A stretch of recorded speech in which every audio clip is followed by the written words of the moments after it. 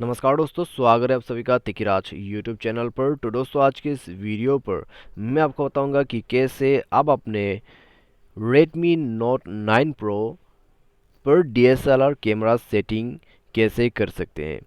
ठीक है, तो दोस्तों यहाँ पर DSLR कैमरास पर होते क्या क्या है वो आप पहले जान लीजिएगा। उसके बाद दोस्तों यहाँ पर समझिएगा कि आपको सेटिंग किस प्रकार से करना है, कैसे आपको DSLR कैमरा का व्यू मिलेगा आपके फ़ोटोज़ पर। ठीक है, तो आज के इस वीडियो पर हम यही चीज़ बात करने वाले हैं। तो दोस्तों, अगर आपको भी जानना है कैसे ये सेटिंग आप कर सकते हैं पॉसिबली वॉइस, तो आप वीडियो को पूरा ज़रूर देखना। वीडियो शुरू करने से पहले चैनल को सब्सक्राइब नहीं किया है तो सब्सक्राइब करके बेल आइकन को क्लिक जरूर कर लेना।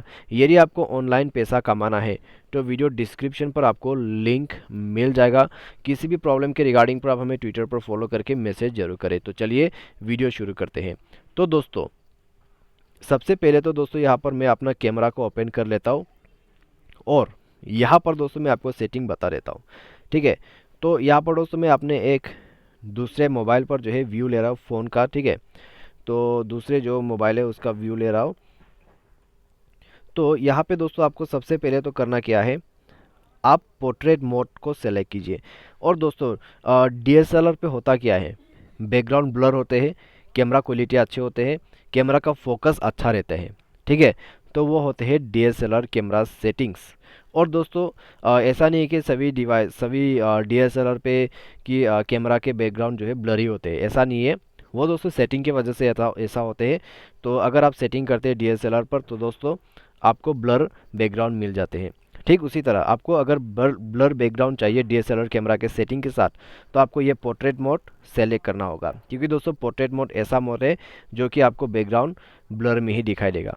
आपको बस टैप करना है अपने फ़ोटो के ऊपर में और फोकस करवा देना है। ठीक है, आप देख सकते हैं जैसे कि ये पिक्चर जो यहाँ पर दिखाई दे रहा है ये भी एक DSLR से लिया गया है।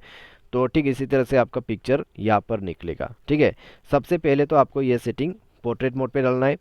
उसके बाद आपका जो यहाँ पर AI सिस्टम है उसको ऑन कर लेना है। ठीक है, AI कैमरा को ऑन करना है, थ्री डॉट्स पर क्लिक करना है, कैमरा फ्रेम रेट को जो है आपको फुल पे सेट करना होगा।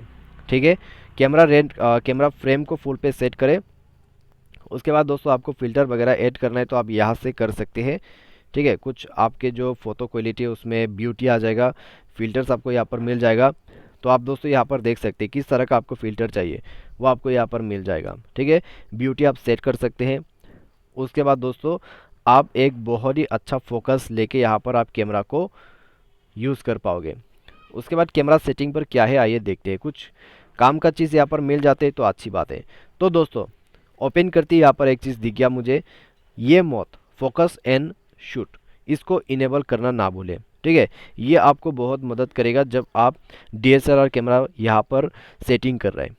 क्योंकि दोस्तों यहाँ पर आपका जो फ़ोटो है उसको यहाँ पर फोकस भी किया जाएगा और शूट भी करेगा। ठीक है, तो बस ये सेटिंग आप यहाँ से इनेबल कर ले। उसके बाद दोस्तों जैसे जैसे मैंने कहा है उसको आप यूज़ कर लीजिए। ठीक है, यहाँ पर वीडियो को लंबा ना करते हुए मैं आपको सिंपल से समझा रहा हूँ। और दोस्तों अगर आप इस डिवाइस को यूज़ करते हैं, ठीक है, तो उसमें दोस्तों आपको बहुत ही क्लियरिटी मिल जाएगा कैमरा के अंदर पे। ठीक है, आप एक बार ट्राई करके देखिए, कैमरा क्वालिटी एकदम यहाँ पर दोस्तों परफेक्ट आपको मिलेगा। थोड़ा सा दोस्तों प्रैक्टिस करने के बाद आपको परफेक्ट शॉट मिल जाएगा आपकी कैमरा पर। पोर्ट्रेट मोड यूज़ करें अगर आपको जो है दोस्तों यहाँ पर DSLR के बैकग्राउंड जैसा चाहिए। अगर आपको दोस्तों नॉर्मल बैकग्राउंड चाहिए तो दोस्तों 48 मेगापिक्सल को भी आप यूज़ कर सकते हैं। इससे काफ़ी अच्छा क्वालिटी आपको मिल जाते हैं आपके फ़ोन पे। ठीक है, 48 megapixel ultra wide HD is on, यानी कि अल्ट्रा वाइड कैमरा एंगल से आप पूरा पिक्चर को क्लिक कर सकते हैं। ठीक है, तो आप ये भी यूज़ कर सकते हैं अगर आपको नॉर्मल पिक्चर क्लिक करना है, वो भी DSLR मोड पे। तो दोस्तों ये सेटिंग आपको मिल जाते हैं, इसको यूज़ करके देखिए, बहुत ही कमाल का सेटिंग है।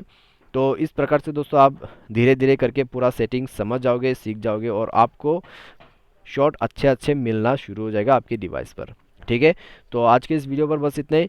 कैमरा इम्प्रूवमेंट के लिए आपको मोबाइल जो है उसको अपडेट करते रहना है, आपके जो सॉफ्टवेयर है उसको अपडेट करते रहना है, तो उससे आपका कैमरा पे जो है इम्प्रूव होता रहेगा। तो आज के इस वीडियो पर बस इतना ही। वीडियो अच्छा लगा तो वीडियो को लाइक करें। Thanks for watching.